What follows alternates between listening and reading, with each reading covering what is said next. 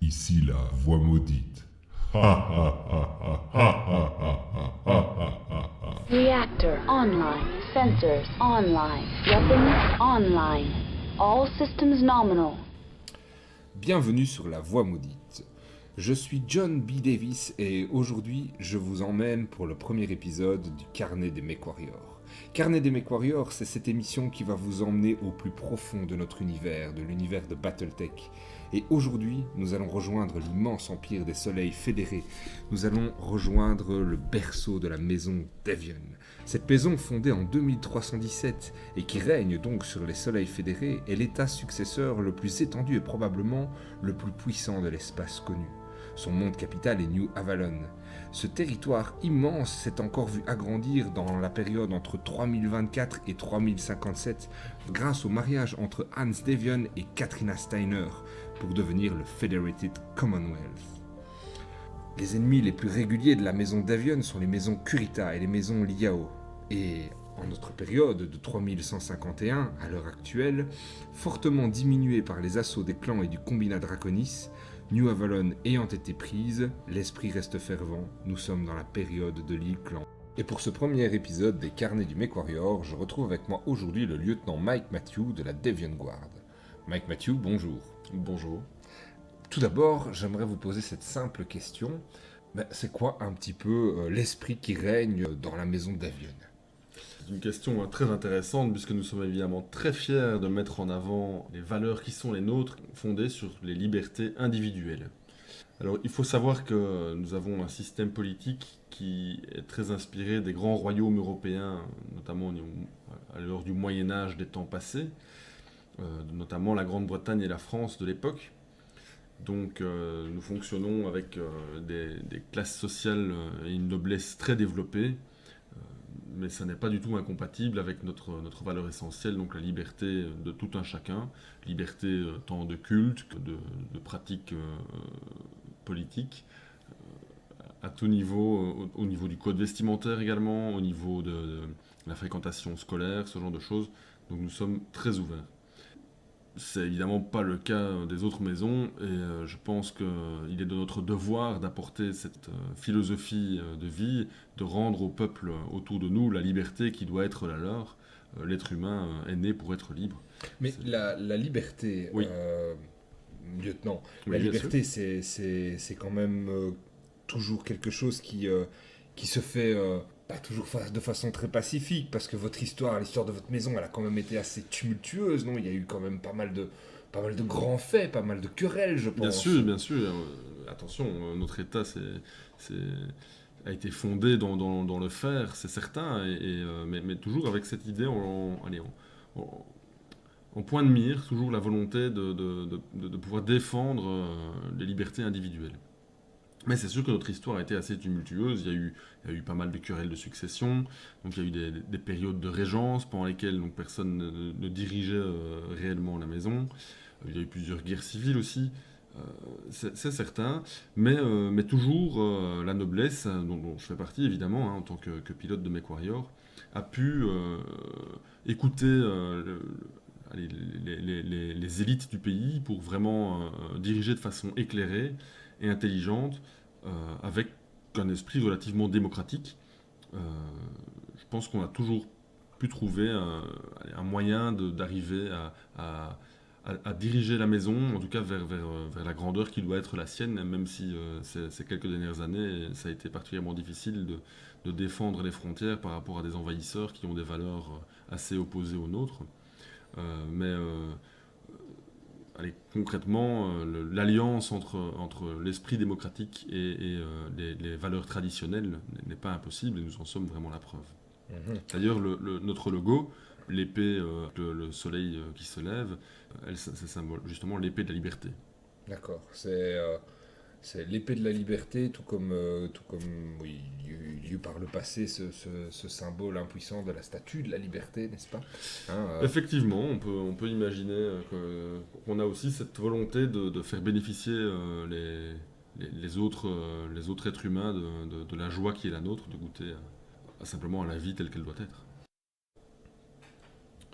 Lieutenant, autre question, quand on défend à ce point la liberté individuelle, est-ce que c'est pas là le risque aussi que apparaissent certaines inégalités? Je dois bien confesser que c'est un petit peu la faiblesse de notre État, c'est qu'il y a des inégalités, tout à fait. C'est sûr que le fossé entre les riches et les pauvres est important, mais notre dirigeant, le premier prince Julian d'Evian, fait tout ce qui est en son pouvoir pour atténuer ces inégalités.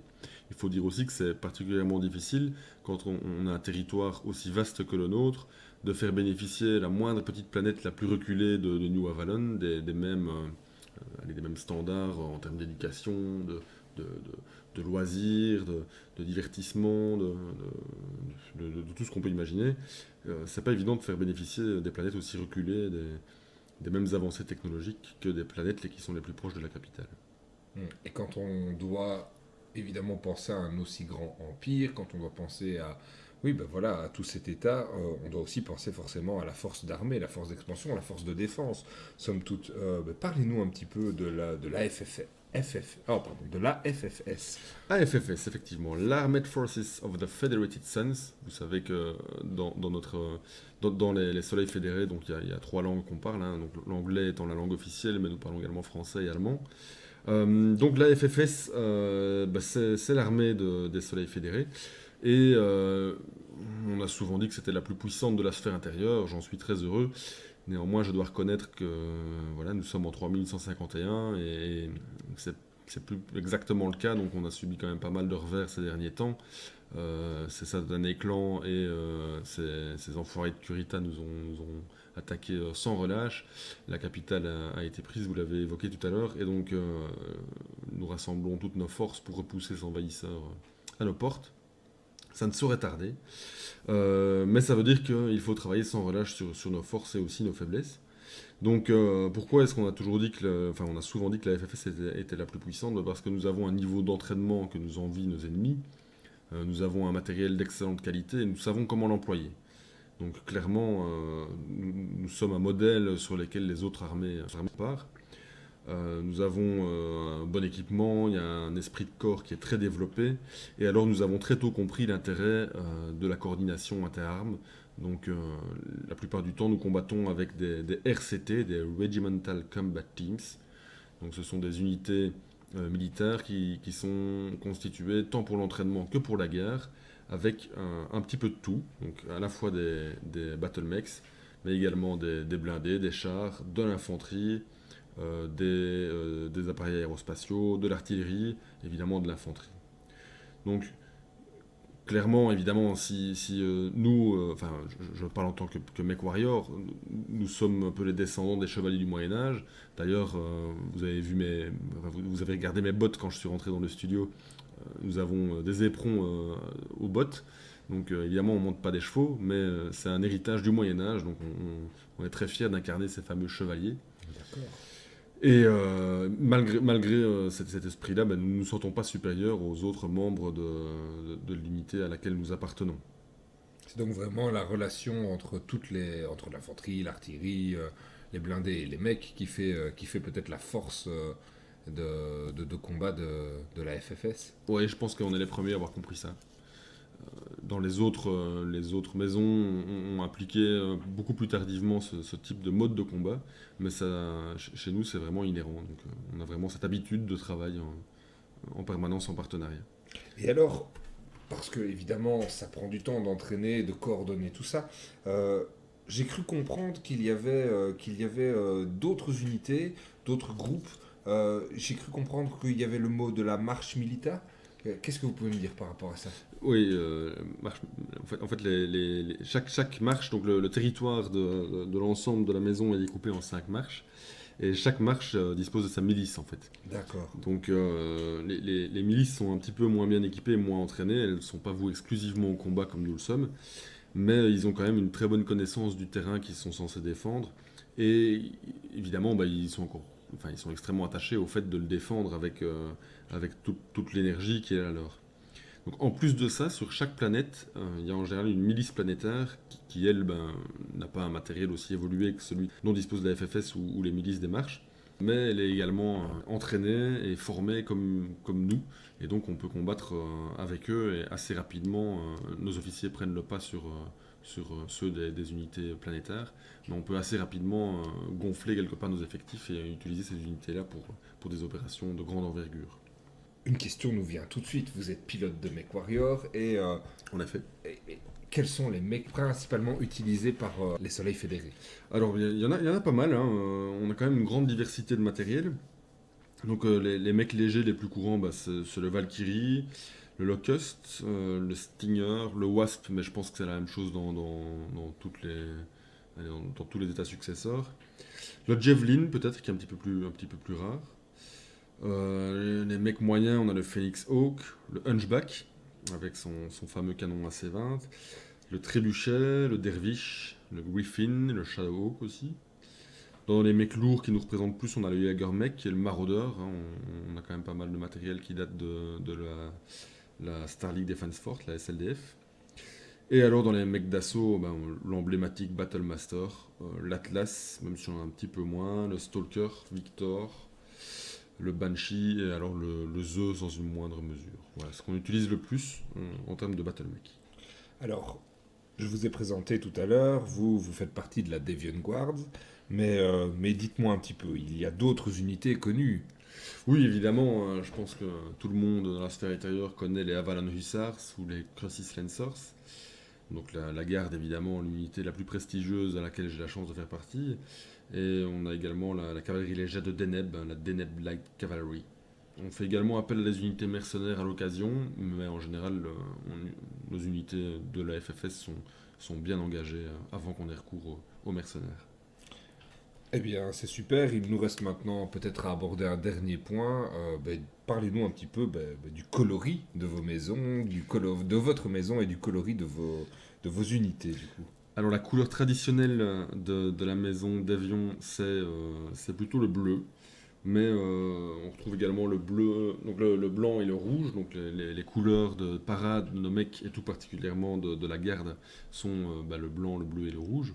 Mais au combat, la plupart du temps, nos mecs sont peints dans des couleurs camouflées et le vert qu'on utilise est assez réputé, on l'appelle parfois le Deviant Green. C'est en fait un vert olive, un vert OD. Qui peut être parfois remplacé par des couleurs camouflage, couleurs désertiques. Et alors en temps neigeux, par exemple, c'est du blanc. Lorsqu'on a des campagnes essentiellement en territoire urbain, ça peut être du gris. Donc on a tendance à repeindre nos mecs pour le combat en fonction du camouflage dans lequel ils passeront le plus inaperçus. Eh bien voilà, c'était John B. Davis, votre envoyé spécial pour les carnets du MechWarrior avec le lieutenant Mike Matthew de la Deviant Guards. Et je vous propose que nous débriefions la maison d'Avion et les Soleils Fédérés en studio.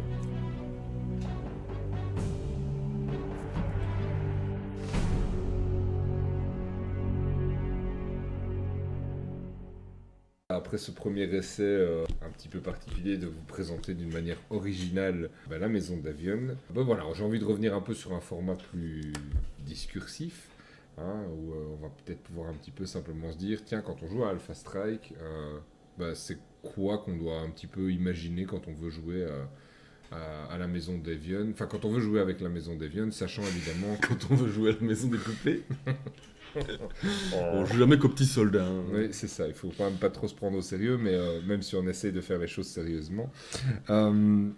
Du coup, je voulais simplement dire, voilà, de ton expérience quand on joue à Alpha Strike, on sait très bien que comme chaque grande maison, chaque clan peut avoir piqué des mecs à gauche, à droite, on peut se retrouver avec un peu de tout. Mais du coup... Ouais, c'est quoi l'archétype Qu'est-ce que tu mets dans ta lance Ouais. hein, qu'est-ce que tu fais quand tu veux déplacer quelques figurines sur la table? Ce qu'il y a de bien déjà avec Alpha Strike, c'est que c'est la règle qui permet d'aligner pas uniquement des Battle Mech. Si on avait joué à Classic Battle Mech, Classic Battle Tech, donc vraiment la version originale, on a tendance à jouer que des mecs. Or pour moi, un des intérêts majeurs, je pense qu'on le lieutenant Mike Matthews l'a souligné tout à l'heure, c'est qu'ils ont tendance à articuler leurs forces avec pas seulement des mecs. Donc ça pour moi c'est important. Je dirais que c'est chouette d'avoir des blindés en plus. Donc pour le moment dans je je m'égare déjà, mais dans la gamme de Catalyst Game Labs, il n'y a pas de véhicule, mais donc un Kickstarter sera lancé au mois de mars avec tout ce qui est véhicule, char, overtank, VTOL, donc c'est les Vertical Takeoff and Landing Aircraft, quoi. J'ai l'impression que tu teases énormément, mais ce Kickstarter, ça va être un petit peu Ça va être un une folie. Kickstarter must Ah, kick. ouais.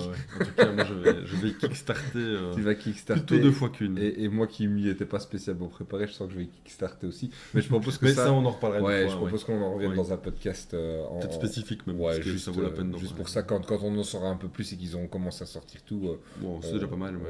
on en sait déjà pas mal. Mais Ouais, on franchement, vous, ouais, c'est bien. on vous hypera dans les dernières minutes. Peut-être qu'on fera un live. Non, je dis ça Non, je pour crois rire. On fera un live. Je kickstart dans les dernières minutes. Ah Non, tu t'égares, Janine. Complètement. Mais non, donc voilà, je veux dire par là que c'est chouette. Ouais, après, il n'y a pas que les figurines Catalyst, hein. Il y a l'impression 3D, il y a les figurines, les vieilles Ralparta ou les Iron Wind Metal. Il y a moyen de trouver plein de trucs, ou du Comtas, hein, ça se fait quand même beaucoup aussi. Mais du coup, je dirais que pour jouer les Soleils Fédérés, il ne faut pas aligner que des mecs. Voilà. C'est possible aussi, mais ça les représente plus si on n'a pas que des mecs.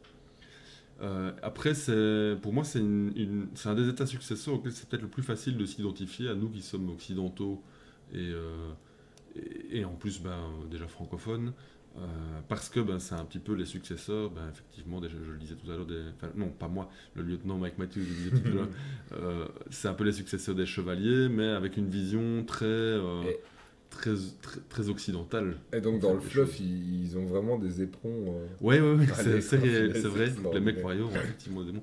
Alors, après, c'est comique parce qu'évidemment, tout le fluff de Battletech, il date des années 80. Et donc, c'était peut-être très classe dans les années 80 d'avoir des éperons godasses. Ça l'est moins aujourd'hui. Enfin, voilà, c'est différent aujourd'hui.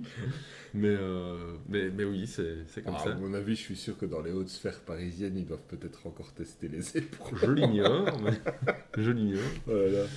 Mais, C'est en train de partir complètement en freestyle. Bon, ouais, mais donc du coup, moi ce qui m'intéressait aussi, c'était en termes de jeu. Tu sais bien que toi comme moi, on n'aime pas jouer à une règle pour jouer dans l'optimisé, dans l'efficace. On aime jouer, on va jouer à son... Ouais, se prendre au jeu, disons. Ouais, comme c'est ça, ouais. c'est vraiment ça. Et donc du coup, quand je joue la maison d'Avion, c'est quoi mon état d'esprit autour de la table de jeu, quoi? Est-ce que je prends haut mes adversaires? Est-ce que Non, je leur fais dirais des pas. coups foireux? Pas du tout. En ok. fait, justement, c'est peut-être les plus... Vends-moi du rêve, là. J'ai quand même envie de jouer d'Avion, donc... Oui, dis-moi, bien avec- sûr, mais moi j'adore cette maison-là, mais c'est peut-être les plus raisonnables, je dirais, Mhm. ou les plus raisonnés. Voilà, c'est des gens qui voient l'efficacité, ils vont pas faire des charges suicides, ils vont pas tenir jusqu'au dernier. Ils sont intelligents, quoi. Ok, c'est vraiment des stratèges. C'est quoi. des stratèges, oui, c'est l'efficacité qui prime, quoi, Mhm. vraiment. Et ils ont compris beaucoup de choses. Et effectivement, allez, c'est parti ici, dans le fluff, ils se sont fait bien démonter par le Draconis Combine et les clans, mais sinon, ça a toujours été les plus puissants. C'est ça.